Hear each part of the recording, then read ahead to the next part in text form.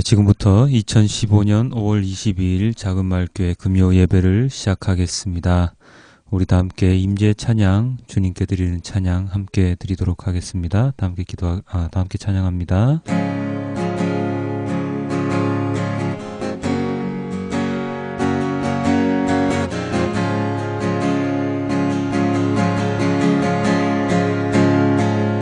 오직 예수 다른 이름은 없네. 주 이름만 우리에게 주셨네. 오직 예수 다른 이름은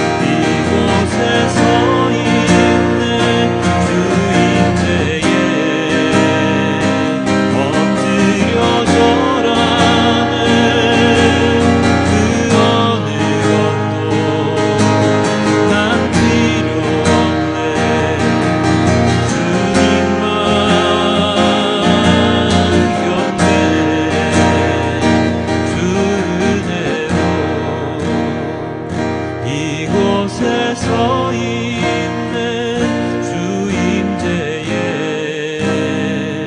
엎드려 절하네. 그 어느 것도 난 필요 없네.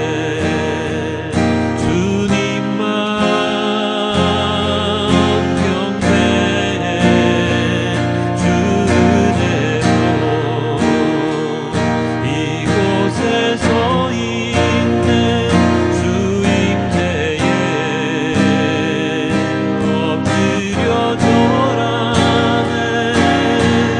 그 어느 것도 난 필요 없네. 주님만 경배해. 주 은혜로 이곳에 서 있는 주 임재에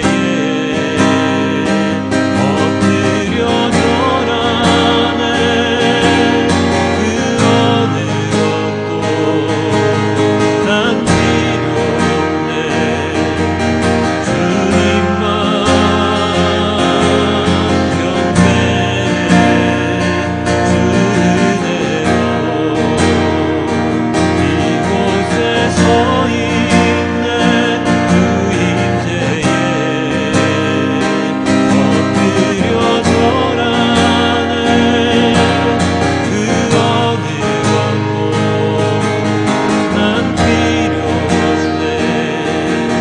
주님만 경배해. 우리 함께 주님께 기도드립니다. 마음속에 있는 모든 기도 제목들 지금 이 시간 주님께 올려드립니다. 함께 기도합니다.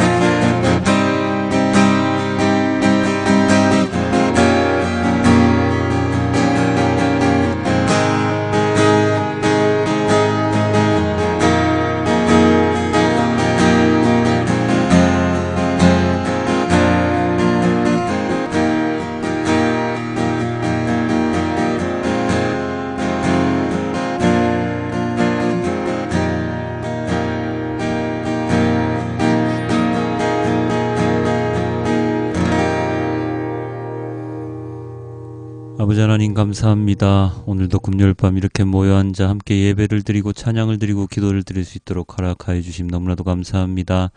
아버지 하나님, 오늘 마태복음의 말씀을 묵상할 때 예수님께서 우리에게 전하시고자 하는 메시지가 무엇인지 분명히 깨달아 알 수 있도록 도와주시고, 지금 이 시간 주님께 나오지 못하고 예배를 함께 드리지 못하는 모든 영혼들 아버지 하나님께서 붙들어 주시사 이곳에 함께 모여서 함께 예배할 수 있도록 아버지 하나님께서 인도하여 주시옵소서.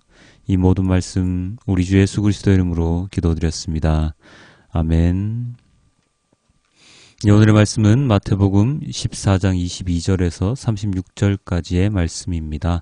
우리 함께 보겠습니다.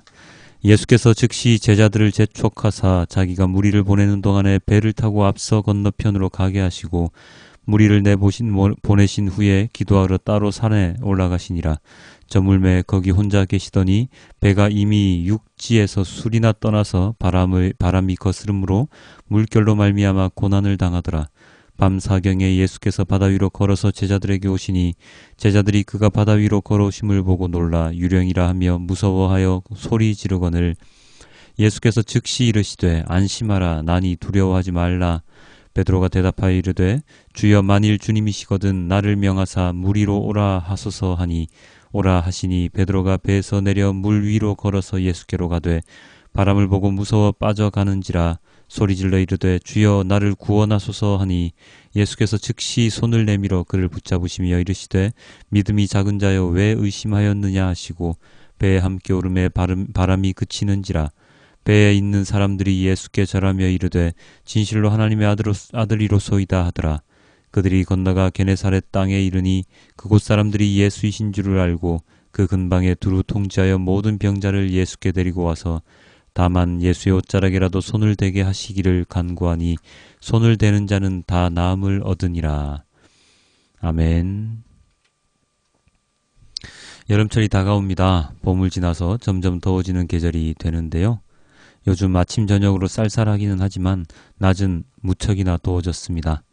지하철 타고 가는데 에어컨 바람 때문에 많이 춥다고 느낄 정도였으니까 말입니다. 여름 하면 생각나는 게 참 많지만 아무래도 시원한 해수욕장 그리고 수영장이 빠질 수가 없지요. 여러분은 수영 잘 하십니까? 저는 그리 잘 하지는 못하지만 그래도 한 20-30m 정도는 갈 수 있는 것 같습니다. 처음에 물에 들어갔을 때 엄청난 두려움 때문에 제대로 물에 뜨지도 못했지만 몇 번 물을 먹고 요령이 생기니 물에 뜰 수 있더라고요. 특히 배영을 할 때 그냥 물에 누워있는 것이 얼마나 신기하던지요. 그런데 수영을 조금 알 때와 그리고 못할 때, 알지를 못할 때의 그 차이는 엄청나게 큽니다.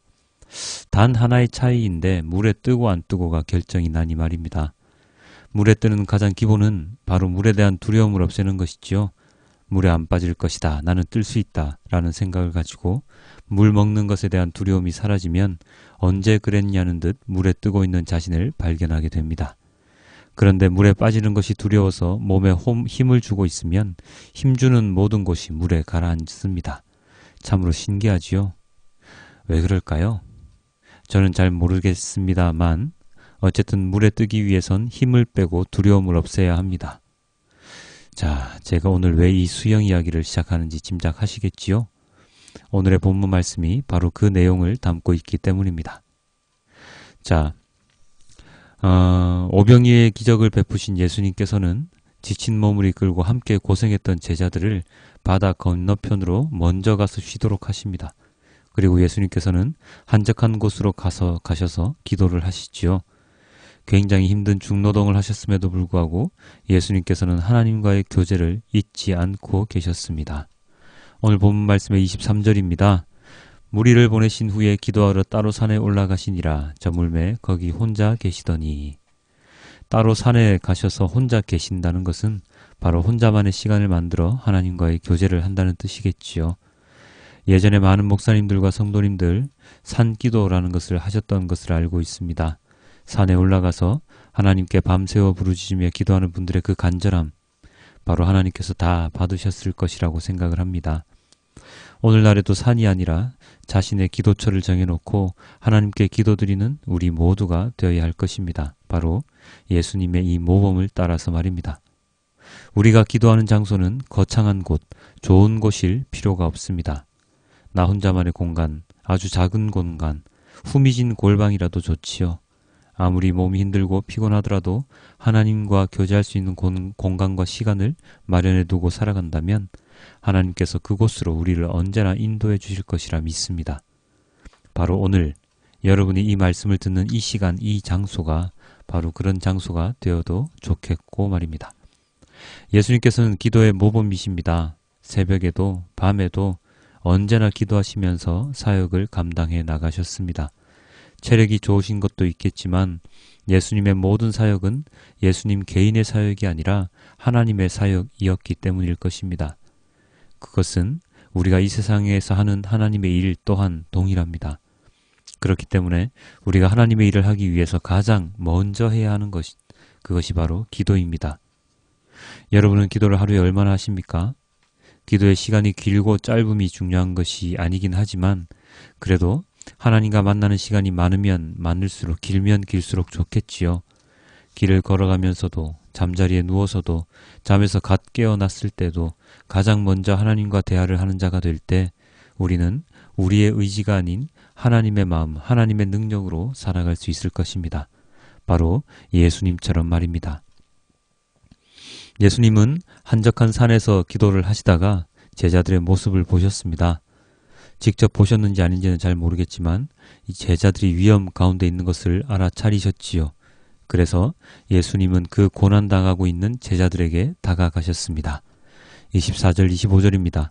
배가 이미 육지에서 술이라 떠나서 바람이 거스름으로 물결로 말미암아 고난을 당하더라. 밤 사경에 예수께서 바다 위로 걸어서 제자들에게 오시니. 참으로 인자하신 예수님이십니다. 제자들이 어찌 될까봐 곧장 제자들에게 달려가는 모습이니 말입니다. 자녀들에 대한 부모의 심정도 아마 그렇겠지요. 예수님께서 제자들에게 가실 때 어떻게 가셨습니까? 바로 이렇게 가셨습니다. 제자들이 그가 바다 위로 걸어오심을 보고 놀라 유령이라며 무서워하여 소리 지르거늘 예수님께서는 바다 위를 걸어가고 계십니다. 사람으로서는 도저히 상상할 수조차 없는 일이지요.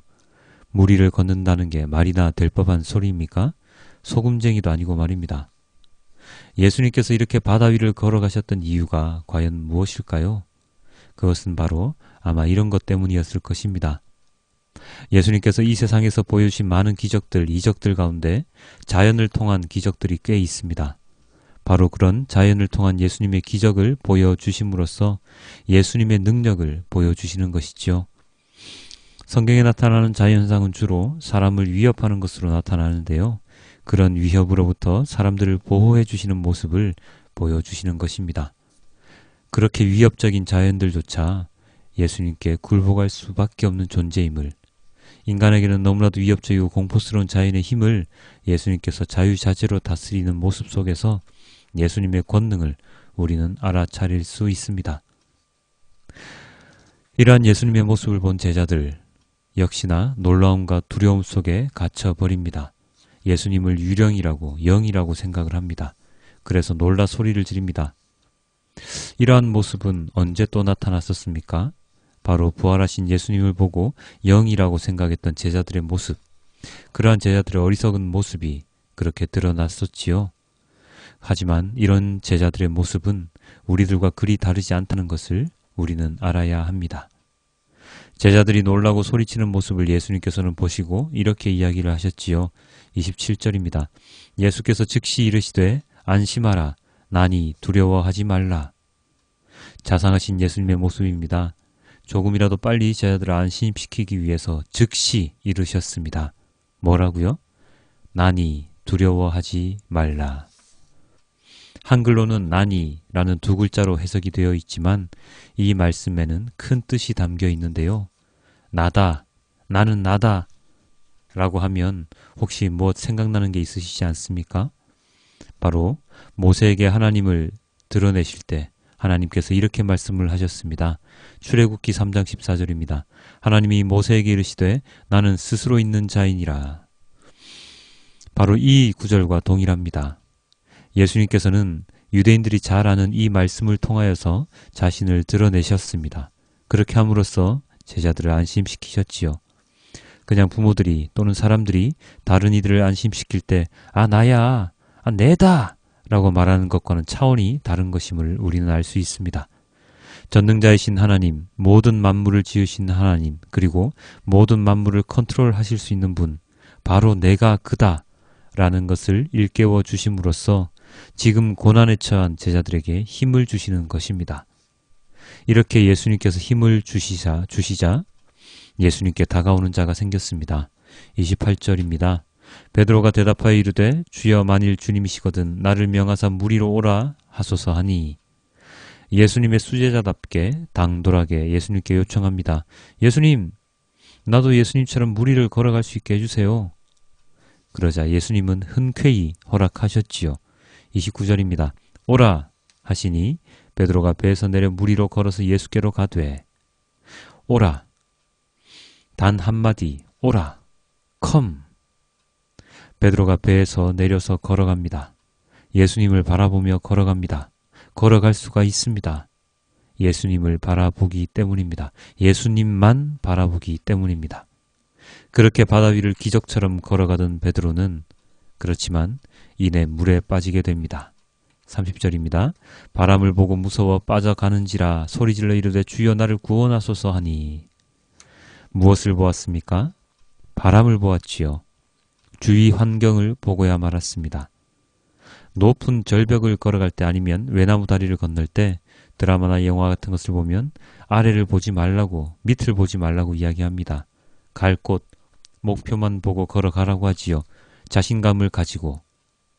하지만 그렇게 잘 가다가 힐끗 잠시라도 아래를 내려다보면 그 사람을 더 이상 전진하지 못하게 합니다. 이것과 비슷한 이치이겠지요. 예수님만 바라보며 믿으며 걸어갈 때에는 아무런 두려움이 없었습니다. 반가움이었지요. 예수님만 바라보며 걸어갔습니다. 그냥 물에 내 몸을 맡기고 누우면 배영을 할 수 있는 상태가 되듯이 물 위에 그냥 편히 누울 수 있듯이 그렇게 내 몸을 맡기면 되는데 빠지는 것이 걱정이 되어서 몸에 힘을 줍니다. 예수님만 바라보다가 주위에 거세게 부는 바람을 바라보게 됩니다. 그러자 이내 무서움의 바닷속으로 빠져들게 됩니다. 에이, 바보 같은 베드로! 라고 우리는 말할 수 있지만 그 베드로와 우리는 결코 다르지 않습니다. 세상을 살아가면서 기도를 하고 예배를 하고 찬양을 드리며 주님께 나아갈 때에는 눈물에 콧물을 쏟으면서 힘을 얻고 자신감을 얻으며 은혜를 받지만 그 시간이 지나서 세상의 일, 힘든 일과 맞닥뜨리면 그때의 모습은 온데간데 없이 휘청거리는 우리의 모습을 발견하게 됩니다. 두려움에 사로잡히게 되지요. 아이고 이거 실패하면 어쩌냐, 나 망하면 어쩌지 하고 말입니다. 바로 바람을 바라보는 것입니다. 하나님만 믿으며 하나님만 바라보며 걸어가야 하는데, 나아가야 하는데 주위의 것들, 상황들에 신경을 쓰게 됩니다. 그렇게 되게 되면 하나님에 대한 믿음은 사라지고 인간적인 두려움만 남아 우리의 일을 할 수 없게 만듭니다. 물론 하나님의 일이라 착각하는 경우를 제외하고 말입니다. 물에 빠져드는 베드로를 보시고 예수님은 이렇게 말씀하시지요. 예수께서 즉시 손을 내밀어 그를 붙잡으시며 이르시되 믿음이 작은 자여 왜 의심하였느냐 하시고, 예수님께서 손을 즉시 내미셨습니다. 뜸을 들이지 않으셨지요. 그렇게 뜸들이지 않고 즉시 내미신 이유가 무엇이겠습니까? 바로 베드로가 소리질러 저 좀 구원해 주세요 라고 말했기 때문입니다. 그래서 예수님께서는 즉시 베드로의 손을 잡아주시지요. 그리고 믿음이 적은 모습, 의심한 것에 대해서 질책을 하십니다. 그렇지만 이 질책은 미움의 질책이 아닙니다. 깨우침을 위한, 그래서 예수님을 더 잘 알 수 있도록 하기 위한 질책이십니다. 믿음이 작은 자야, 믿음을 키우고 의심하는 병을 버리도록 해라 하는 말씀이시지요. 오늘의 본문에 나온 이 의심이라는 단어는 원어적으로 살펴보면 마음을 한결같이 가지지 못하는 상태, 즉 처음 생각을 버리고 중간에 마음을 바꾸는 상태를 의미합니다. 처음 생각대로 계속 밀고 나갔으면 되는데 두려움으로 인해서 마음이 변화해버리는 것이죠. 우리들도 마찬가지입니다. 믿음이 작은 것은 당연한 것이고 하나님을 처음 믿었던 그 마음을 우리는 수시로 바꿉니다. 나의 나약함 때문이기도 하고 주변 상황에 휩쓸리기 때문이기도 하고 그리고 세상에서의 편한 삶을 살기 위한 때문이기도 합니다. 그것은 인간이기에 어쩔 수 없는 것입니다. 그래서 우리는 하나님의, 예수님의 질책을 언제나 들으며 살아가야 합니다. 그 질책은 바로 우리들에게 던져주시는 가르침이지요. 요즘 잠언 본문으로 새벽 묵상을 하고 있는데요. 많은 지혜와 명철을 우리에게 주심을 우리는 경험할 수 있습니다. 바로 그것입니다. 말씀을 통하여 우리는 하나님의 깨우침, 하나님의 가르침을 수시로 받아야 합니다. 만약 그런 질책, 그런 가르침이 없다면 우리는 영원히 하나님과 함께 있지 못하고 하나님을 떠나 세상의 환락과 고난 가운데서 살아갈 수밖에 없지요. 베드로가 만약 예수님께 살려달라고 하지 않았다면 혼자의 힘으로 빠져가는 바다에서 살아날 수 있었을까요? 풍랑이 그리 심하게 치는 상황 속에서요? 아닙니다. 결코 그럴 수 없습니다. 예수님께 부르짖었기 때문에 그는 구원받을 수 있었습니다. 이것은 오늘날의 우리의 모습도 동일합니다. 세상은 풍랑치는 바다처럼 험하고 사나운 곳입니다. 우리들도 예수님을 믿음으로 그 바다 위를 걸어가지만 한순간의 방심은 우리를 물속으로 빠지게 만듭니다. 그런데 그 빠져드는 상황 속에서 나 혼자의 힘으로 억지로 살아나겠다고 아무리 발버둥을 쳐봤자 우리는 벗어날 수가 없습니다. 누군가의 도움이 필요한데 가장 큰 도움은 바로 하나님의 도우심, 깨우침, 예수님의 가르침입니다. 그것만이 우리를 생명의 길로, 구원의 길로 인도할 수 있습니다. 오늘 본문의 제자들은 그 가르침에 대해서 이렇게 반응을 하였습니다. 33절입니다. 배에 있는 사람들이 예수께 절하며 이르되 진실로 하나님의 아들이로소이다 하더라. 예수님을 하나님의 아들이라고 고백을 하였습니다. 이 고백은 단순한 고백이 아닙니다. 유대인으로서 오실 메시아로 예수님을 인정한다는 뜻이지요. 예수님께서는 이런 제자들의 고백을, 예수님을 인정하는 제자들의 모습을 보고 싶으셨을 것입니다. 이런 고백, 그러나 오래가지는 않지요. 고난이 사라지면, 평온한 상태가 되면 우리는 또 예수님의 이런 이적, 기적을 잊어버리고 평상시처럼 살아갈지도 모릅니다. 하지만 그렇다고 하더라도 우리는 언제나 동일한 고백을 계속해서 해야 합니다. 전혀 하지 않고 나만의 삶을 이끌어가는 것보다 깨지고 넘어지고 부딪히면서 예수님께 고백하고 하나님께 기도하며 나아가는 삶을 살아야 합니다. 예수님께서는, 하나님께서는 알고 계십니다. 우리의 믿음이 얼마나 작은지를, 얼마나 사소한 것에도 예수님의 말씀에 거스르는 행동을 하는지도 다 알고 계십니다. 그렇기 때문에 우리는 계속해서 우리에게 계속해서 고백하게 하십니다. 그것을 통해서 우리의 믿음을 점점 키워 나가십니다. 이렇게 믿음이 작았던 제자들은 예수님의 부활을 통해서 모두들 순교하는, 목숨을 내던지면서 예수님을 증언하는 증언자들이 되지 않았습니까? 우리의 믿음이 작더라도, 미천하더라도 우리는 계속적인 고백을 통해서 부활하신 예수님에 대한 믿음을 키워나가면서 나감으로써 우리는 예수님의 제자, 증언자가 될 수 있습니다. 그런 자가 바로 진정한 그리스도인이라 칭함 받을 수 있겠지요. 오늘 우리가 드렸던 찬양 중 마지막 곡의 가사가 이렇게 되어 있습니다. 주를 위한 이곳에 예배하는 자들 중에 주가 찾는 이 없어 주님께서 슬퍼하시네.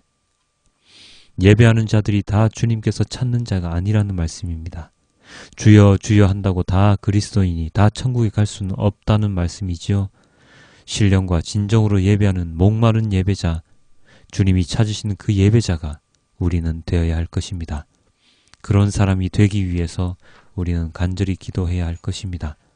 그 진정한 예배자는 나만을 위한 예배자가 아니라 나와 나의 동료, 내 주위의 모든 이들을 위해 기도하고 그들을 예수님께로, 하나님께로 인도하는 그런 자입니다. 오늘의 예배도 바로 그런 마음으로 드려야 할 것입니다. 이후의 모든 예배도 바로 그런 예배로, 그런 마음으로 드려야 할 것입니다. 36절입니다. 다만 예수의 옷자락에라도 손을 대게 하시기를 간구하니 손을 대는 자는 다 나음을 얻으니라. 예수님의 옷자락에 손끝만 스쳐도 그들은 다 나음을 입었습니다. 예수님의 말씀을 마음에 새기고 그 말씀에 따라 살아가기만 하면 우리는 나음을 입을 수 있습니다. 와서 보라, 오너라 말씀하셨던 예수님의 그 말씀을 기억하며 오늘도 예수님께로 달려가는 우리가 되어야 할 것입니다. 믿음이 작다고 체념하지 마십시오. 믿음은 잘합니다. 하나님께서 우리의 그 작은 믿음을 큰 믿음으로 만들어 주실 것입니다. 끝까지 주위 상황을 보지 않고 예수님만 바라보고 하나님께만 의지하며 살아가면 됩니다. 오늘도 하나님의 말씀을 마음에 새기고 찬양과 기도로 하나님께 나아가는 우리 모든 성도님들이 되시길 주님께 기도드립니다.